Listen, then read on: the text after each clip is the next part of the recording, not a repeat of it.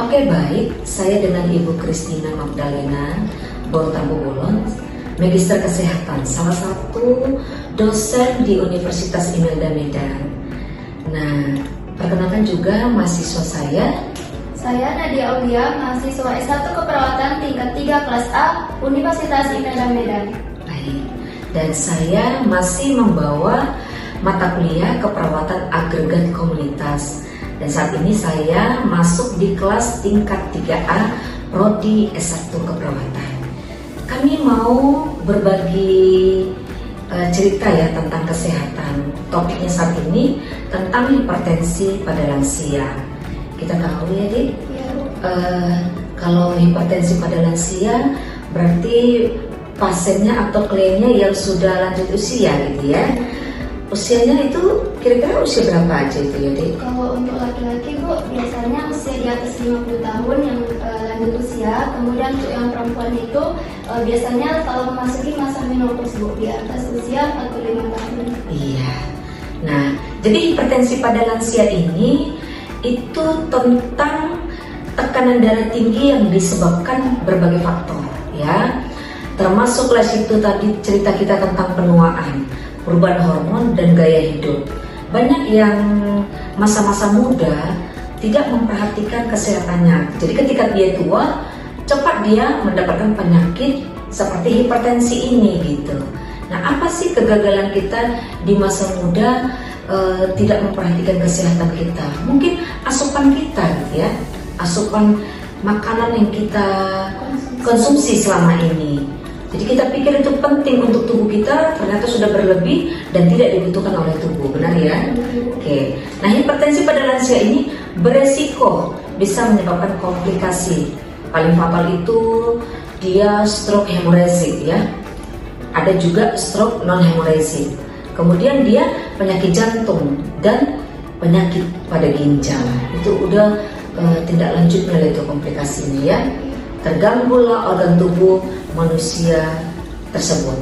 Nah, kemudian Ibu, apa saja sih, Bu, gejala yang biasa ditimbulkan pada pasien hipertensi, terutama pada lansia, Bu? Nah, kemarin keluarga saya ada yang mengalami hipertensi.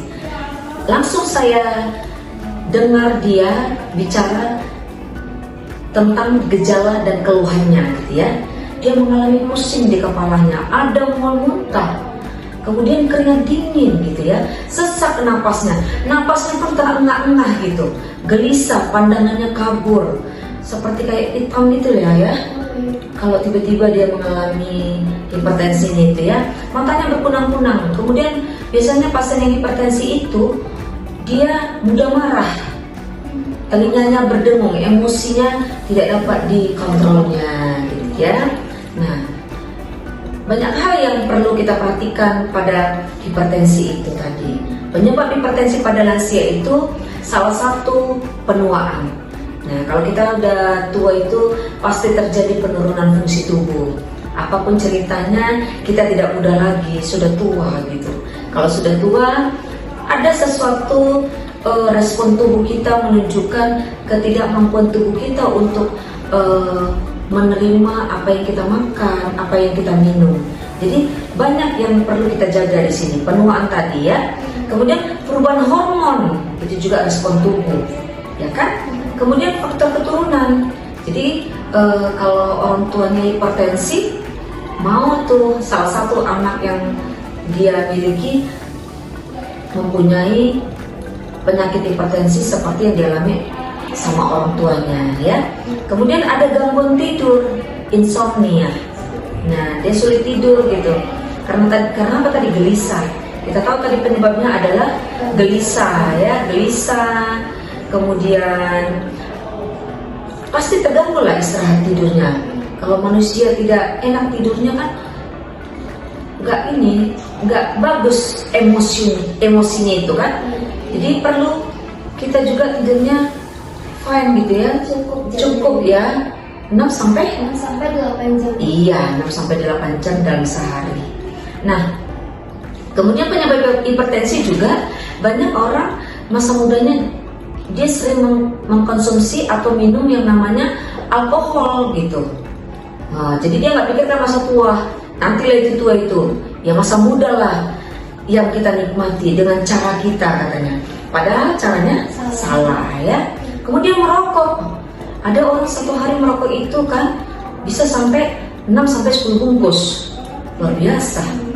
Mungkin uangnya banyak kali ya untuk dihabiskan di rokoknya tersebut. Nah, kurang gerak, itulah tadi exercise dan obesitas ya, obesitas. Jadi untuk hari ini bicara kita tentang hipertensi itu pada lansia harus kita rawat ya, Dik. Kita rawat gitu. Jadi kita bisa bilang kepada keluarga pasien atau pasien yang menderita hipertensi supaya asupan garamnya dikurangi, batasi gitu. Perbanyaklah makan yang tinggi serat, ya kan? Rendah lemak. Baru periksalah tekanan darah itu secara rutin, olahraga yang secukupnya, kemudian pahami dalam penggunaan obat hipertensi. Cukup jelas di sini kan, anak ibu? Ada yang mau disampaikan?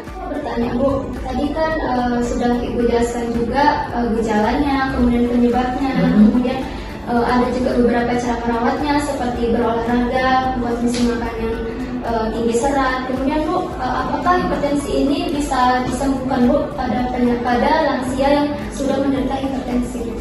Kalau dia sudah lansia, dibilang untuk sembuh total tidak ya. Sampai dia nanti menghembuskan nafas terakhir juga dia memiliki yang namanya riwayat hipertensi. Nah, hipertensi ini pun bukan hanya pada lansia, pada orang dewasa yang masih muda juga, anak sekolah juga sudah banyak juga mengalami namanya penyakit hipertensi gitu. Tapi perlu dijaga supaya dia memiliki tubuh yang baik, dijagalah makanannya, dilakukan yang namanya olahraganya, dikonsumsilah penggunaan obatnya sesuai, dipahami seperti yang dianjurkan oleh dokter. Ya kan ada orang gitu nggak bagus dia makan obatnya sesuka hatinya, 3 kali 1 hari dibuatnya 1 kali 1 hari. Ya, masyarakat biasanya ada juga sih kurang perubahan perilakunya. Jadi kalau memang dia rutin, bagus, ditaati, semua pantangan yang harus dihindari dari segi makanannya dilakukannya dengan baik, pasti tubuhnya dalam keadaan baik. Seperti itu. Oke, baik. Nah, sampai di sini dulu penjelasan kami tentang pendidikan kesehatan hipertensi pada lansia. Kami dari kampus Universitas Ilmiah dan Medan mengucapkan banyak terima kasih kepada saudara-saudara kami yang mendengarkan health education yang kami berikan hari ini. Tepatnya tanggal 12 Maret 2025. Dan dari kami berdua, tim kesehatannya, tim promosi kesehatan mengucapkan salam sehat untuk kita semua. Oke.